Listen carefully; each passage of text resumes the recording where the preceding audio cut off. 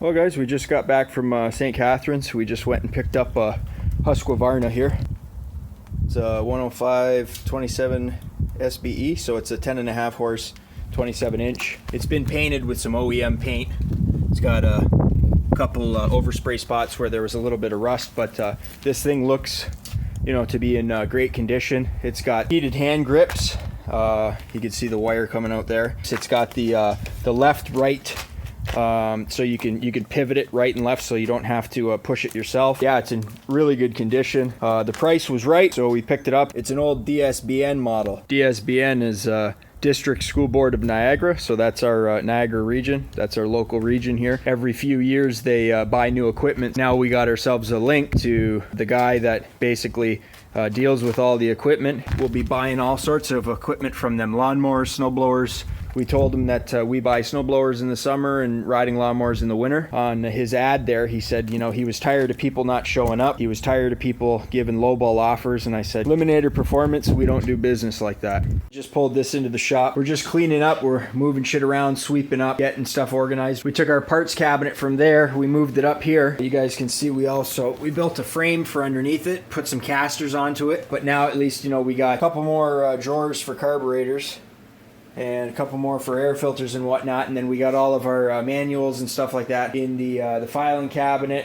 We're just cleaning up. We got the fights this weekend. We also got a fundraiser that we got to go to, so not going to be too much going on. We're just, like I said, getting some shit moved around and going to be working on this.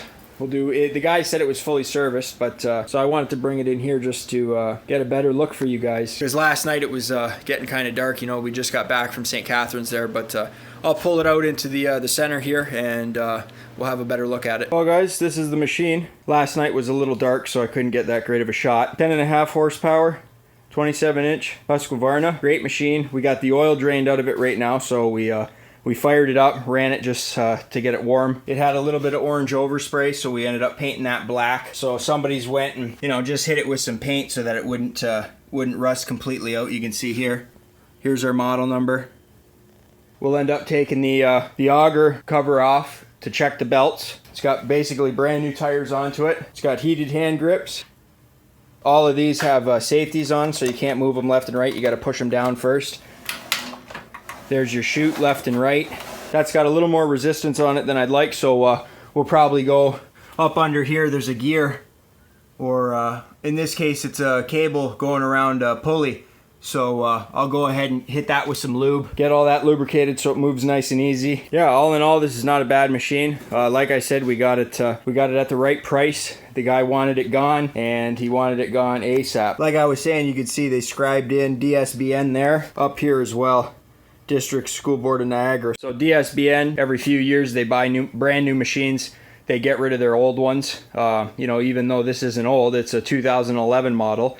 And to know that, we had to run the serial number to double check that. But all in all, it's a great machine, and we got a guy that's looking for something exactly like this. So he has a son that's in the armed forces out in New Brunswick, I think. Yeah, he'll be coming down to visit his old man, and his old man wanted to buy him a snowblower because he says they got all kinds of snow out there. Not like us though. We barely get any snow down here, so yeah, he'll definitely enjoy it. As always though, we gotta go over every machine. We never get rid of a machine that we haven't tested and that we haven't inspected fully. So that's why we do the things we do. We scrape the old paint off, we put some new paint on. Now we had bought some orange near match, it was like caution orange, safety orange spray paint, but spray paint normally doesn't hold up that well. So we went ahead and got some brush on paint that we could put that on a little bit thicker, and it'll stand up to wear and tear a little bit better. Like I said, Eliminator Performance, we don't sell anything, we don't trade anything without fully inspecting it, because that's our brand name that we're worried about. So well, we got the oil drained, we got her flipped up, we took the tire off so that we could drain the oil and lubricate the axle shafts. It had some flaking paint, so we're just here scraping what paint we can scrape off, and then we bought some orange paint, so we're gonna hit this with some oil and grease remover so that the paint adheres real good. We'll take some Scotch-Brite to it and scuff up the metal, and then we can get some fresh paint on there. Like I said, we drained the oil before we flipped it up. We're just about to take the the access panel off here because we want to have a look inside of it. Again, we make sure that all of our machines are fully serviced and that, you know, we check them out completely before we sell them to a customer. Okay, so we just pulled off the access panel on the bottom here, and you can see that mouse nest dropped right out of it. So always a good thing to do is take your panel off, because they can get in, you know. It could have fit in this little, you know, with the plates here. The mouse could have climbed in right there. Right in here too. There's a hole right there. That's exactly where they would have went in. Now, if you're ever taking off your access panel, you're gonna have clips like these. That's what your bolts thread into, right? And you can see the bottom ones are still up there, but the top ones, they fell off. So they're right here. So as soon as we took that plate out, these kind of just dropped. That's not a big deal. They just kind of sit in there, and like I said, you thread your bolt into them. Yeah, everything looks good. The belts look all right in here. The gears look all right. Nothing looks chewed up. Friction wheel looks to be in excellent condition. We'll lube up the shaft. We'll make sure we go through the gears. Again, we'll take the low temperature grease that we got, and we'll lube that shaft up. We'll make sure that everything's adjusted properly. Okay, so we went ahead and greased the shaft, so now that when we shift it, it shifts nice and smoothly. We also went ahead and put some grease onto the gears. We wiped down the disc here where the friction wheel goes. These little clips here, we ended up breaking. Well, they were already broken, but that's why they fell off. You can see here that we got our clips, and they broke just when we pulled the panel off. So not a big deal. We can go down to the parts store and get a few of these, but they're supposed to be like this. They just slip over these little tabs here. So we need one for here, we need one for up here, and then we need one for over here. So on this model, you have to push down and then it releases. Shifts nice and easy now, boys. Looks to be in great condition. You know, there's none of the auger fins are bent or anything. We had a guy, I think his name was Walter Bison, left a comment, and he said that his impeller, so I'm assuming it's this, the auger, he says like it was wobbling and whatnot. So Walter, if you're watching, buddy, there's bearings right there, and that's what holds your shafts into place, right? Your auger here, it's split into two, so it's going to be this side and it's going to be that side. You got these bearings right here on both sides, so you can go ahead and undo these bolts. You're going to have to go in and remove your shear pins. Now this is your shear pins. It looks like a normal bolt, but it's meant to snap, right? So if you ever catch a giant piece of ice, it snaps that so that this free turns. So your impeller, right, the shaft that comes from your engine will still be turning, but this, your blades itself won't be turning, right? That's meant to protect your machine so that you don't, hit a piece of ice and then it puts all that force and resistance back into your pulleys and into your engine, right? So if your impellers are wobbling, you know, my best guess is that it's those bearings at the end. So essentially, you might want to split your front end. So a snowblower is essentially two pieces right there, okay? So this is your back half with your engine and your drive, and up here, that's where your pulleys are. That runs a shaft that goes out to your differential at the front here. Okay, your differential at the front right there, that splits the motion going from this way and it puts it out that way. So to split your machine, what you would do is essentially come down here and you would undo these bolts right here, and the same on the other side. You should be able to bend this whole piece backwards, and then there should be bolts at the bottom there where you could take that out and you can remove your front piece. Now it's going to be different, you know, older Craftsmans, they have a bolt at the top, a bolt at the bottom. You know, on both sides, you can undo those bolts and then you can just, you know, split your two pieces, your front auger and your rear engine drive part there. You don't have to do that, but I would, because then you could take this off and you could throw it up on, like, you know, like a workbench or something, or like a work table like that, just to flip it up to make it a little bit easier. So once you take the bolts off your machine and split it, you'll end up having something like this. You'll have the back half of your machine with your engine and your drive, and the front half of your machine, which I call the auger. Now you're going to end up having a pulley on your auger, and you're going to have to remove that. Now as you can see here, when we went to remove this pulley, it didn't come off as planned, because a lot of the times the pulleys will rust and corrode and will actually kind of adhere to the shaft. Basically, it was just so rusted on there that we couldn't get it off with a flywheel puller. Now, normally on a lot of machines, you'll have the two holes there. They will be threaded, so you'll be able to put a flywheel puller through there and thread bolts from the flywheel puller into those holes. Then you put the center of the flywheel puller onto that divot on the center of the shaft, you can see there, and then normally you would tighten the flywheel puller until the pulley comes off. But in this case, it ended up ripping the flywheel because the flywheel was made of really thin material and it had been rusted and worn. But once you get the flywheel off, you'll have something like this, and you can see that at the back of here, that's where your bearings are. So there's two bolts there. You can end up taking those out, and once you get those two bolts off and you get your bearings at the front of the auger taken off on either side, then you should be able to pull out your entire the guts, I guess, of the auger itself. So you'll end up taking out the shaft that goes to the differential, and you'll take off your actual auger blades on the left and the right.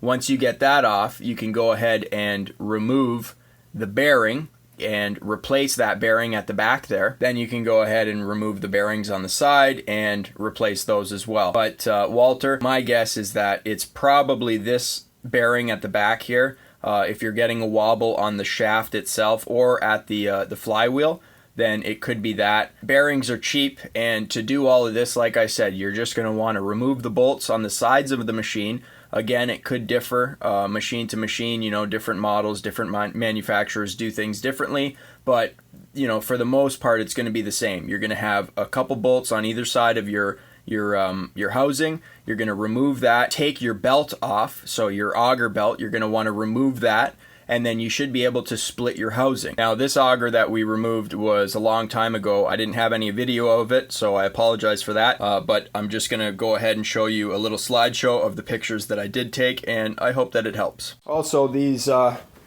skidder plates, those are factory skidder plates. They barely had any wear on them, so that's a good indication of you know, how much use this machine's actually had. You know, the more use, the more the bottoms of those are going to be just completely mangled, right? Now, these are made so that you can flip them upside down, so that if you know, completely shred your bottom half, you can flip it and start using your top half. But we went ahead and painted those. There is some parts on the machine here where the paint was chipping, so we went ahead and we scraped what we could off. You can see there, and then on the bottom. Now I'll go ahead and I'll lift this up. Again, we got the oil drained out of it. But I'll go and lift it up and show you guys how much we scraped off on the bottom. So I just wanted to take the time to show you guys, because the paint that, you know, a lot of manufacturers use nowadays, it's really bad. Like, for instance, if we go outside and look at that Gilson lawnmower, that's factory paint, boys. It's factory paint, and it's still there from the 70s. This Husqvarna here is a 2011 model, and you can see that the paint's already just peeling. You know, like that's not from wear and tear. That's just peeling off, where it didn't adhere properly, and you can see that it's starting to flake off, right? See that? So if I was to get a scraper under there, it would just peel and it would keep going, and essentially we could scrape this all the way down and it would just keep peeling and peeling. Right here you can see it started to adhere a little better, right? So we were scraping here, and this little piece adhered pretty good. But you know, something like this, where you could get a fingernail underneath it, that didn't adhere at all. You can see that, right? You could see that it didn't adhere at all, and like it just completely chips off. So that's, you know, you see that on brand new vehicles nowadays. But like I said, we were gonna spray paint this, but the spray paint won't adhere as good as like a Tremclad orange, where we can hit this with some Scotch-Brite to rough up the surface, because obviously that wasn't done from the factory. You know, that didn't adhere, so I don't know if they had some kind of issue with their paint booth or whatnot. But yeah, so we'll go ahead and we'll Scotch-Brite this.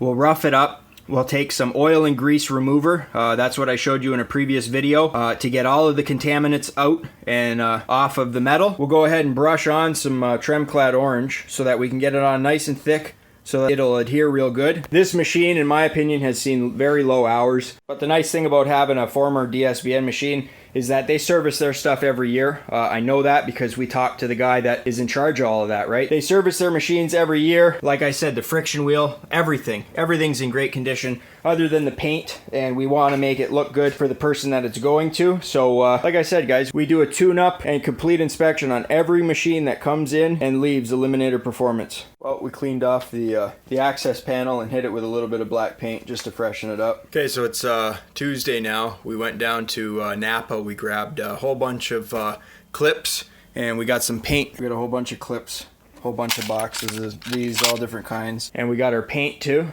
We went and got some paint at the paint store. We took one of the paint chips that we had, went down to the paint store there, and they color matched us some paint, mixed it up right there in front of us. So like I said, I'd rather brush on some orange paint rather than spray it on, because we can get it on a little bit thicker. We got parts. Like I said, we got all kinds of these clips. So these are the bigger ones. We got smaller ones too for like little 1/8 inch, 1/4 inch, you know, whatnot. But yeah, these are the bigger ones. These are the bolts that come out. And then we went and like I said, super spec Benjamin Moore. They put some kind of chemical in it so that it'll help with rust resistance. But Husqvarna, they spelt it wrong, but that's okay. But like they said here, calculated match quality may not be accurately predicted, but we got a quart of it. There's all your numbers if you want to know. So now we can get the snowblower painted and get the clips in there so that we can put the access panel back on, and that thing's done. The Husqvarna, that'll be done, so we can put that away and finish up the Gilson, get that back to our customer. And he's the same guy that's going to be buying the Husqvarna snowblower for his son, who's in the armed forces there out in New Brunswick. So he'll be, I think his son's going to be coming down. He'll load it into a truck and take it back with him when he goes. He says they got all kinds of snow up there still. I don't know if you guys can see it or not because I'm using my phone, but these are our shirts. Eliminator Performance, small engine repair. Even got my name onto it. Look at that. Yeah, these things turned out all right. There's a clip of the back. So that's the back of the shirt, because I couldn't show you guys because I had the fucking thing on. So there's the back of it. I like that we got the Canadian flags on there. I think it looks good. We're going to get hoodies and all sorts of shit. The Husqvarna, we didn't have a manual for it. The guy didn't have one. It was just a matter of running the serial number. And you can see here, 10527 SBE. That's it right there. We got the operator's manual. Everything you need to know. It's got illustrated, parts diagrams, and, it's got all your part numbers, illustrated diagrams, so it's always good to have. Just a quick Google search and we found that. Downloaded the PDF, printed it off. Well guys, here's the paint on the actual machine. You can see it's really close. Really close. Still a little thin where we got bare metal underneath it, so we're just putting it on light for now, just the first coat. And then once that dries and gets a little tacky, we'll go ahead and put one, maybe 2, 3 coats onto it, and that should be good. Now we taped the line. You can just barely see it right at the center of the screen there. We got a line that we did just to split where the factory paint was and the new paint, but like you can hardly even tell. So that paint match is perfect, and I'll put the number up on the screen for you guys in case one of you guys want to paint your machine. So we got the access panel. Like I said the other day there, we painted it, and we got still the first coat, so we got to let it sit. But yeah, we got the access panel on with those new clips, so this thing's looking good. We haven't put oil in it yet because again, we flipped it up, and you don't want oil getting into your top end, because then you flip it back down, and then you got to either let it sit or you got to burn off a bunch of that oil, especially if it gets up into the exhaust valves and into the head and out the exhaust, right? So then you'll be burning oil, should be smoking, no good. So we leave oil out of it until we're ready to drop it down. Yeah, once this stuff gets a little tackier, we'll go ahead and put another couple coats on it, and then it'll be done. Well, this thing's done, guys. We got some tire shine onto it, put some oil in it. We got it all painted. It should be dry now. This thing's ready to go. So we'll pull this out of here. So I just wanted to take the time to talk about, doing stuff like painting and contrast painting. So this little holder here, that had some orange overspray on it. So what we did was we went and taped off the orange, and we hit that with some black paint. We also did that to the skidders on both sides, and this little chute down here. That gives it a little bit of contrast. We also went and spent $25 on that paint that we got custom matched. So we took a paint chip in, and we got the paint guy to mix it up so it was as near color, you know, as possible. And you guys can see, I mean, this right here, you can see that's been painted with a brush, right? Whereas this stuff, that's the factory paint right there. And then you can see that somebody went oversprayed a little bit of, you know, a near match in a spray paint can. We spent $25 on paint. You know, we also do stuff like we clean the rims, put a little bit of tire shine onto it. Now you might think, well, some people are gonna say, well, that's a waste of time. But for us, it really isn't. We ended up getting this thing on Kijiji for less than $300, okay? The guy had it advertised for, I think, $400, then $350. Then he put it down to $300. I went and offered him $250. He emailed me back and said, you know, he had a couple people interested. It had been on Kijiji for weeks. He was tired of people lowballing him. He was tired of people agreeing on a price and then never showing up. So I said, you know, if we agree on a price, that's it, right? That's the price. We come down same day, very next day. So we picked this thing up for $275. We spent a little bit of time, you know, doing the paint work. We had to wait to get custom match paint, so we got $25 in paint, which now we can use for anything else that we want to do safety orange. You know, it's things like this that we do that allow us to flip something quickly and get you know, substantial profit off of it. I mean, a lot of people, they wouldn't spend $25 to get, you know, custom paint to match up. So they may have left the paint how it was, and you know, people see that and they don't see a machine that looks good, right? If it looks good, then people will pay more money. The fact that it's got brand new tires on it, right? This thing's hardly been used. It's in great condition. It's a Husqvarna, so it's a brand name. And you know, the only reason that we got it for the low price that we did is because the guy wanted it gone. He had been sitting on it. You know, he hasn't been using it because there's no snow. And you know, Eliminator Performance buys equipment all year round. So we buy snowblowers in, you know, the spring, the summertime, and we buy lawnmowers, you know, in the wintertime. You know, so it really is the little things, like, you know, taking the time to take something off and paint it so that it gives that contrasting color so that it looks new. You know, we could end up taking wipe new to all this plastics here, right? We could put wipe new on that for the, you know, for the, as little as it costs. It makes the machine look that much better. And when a machine looks brand new, people pay more money. So like I said, we already sold this thing. We got a guy interested in it for $600, and you know, that's a quick flip for us. It's fully serviced, you know, it's fully inspected. So you know, the guy's gonna get a great deal even at $600, because this is a, you know, $1,400 machine. You know, these things go for just about $1,500. Like I said, it's got the heated hand grips. But yeah, I mean, for what it is, the guy's getting a great deal.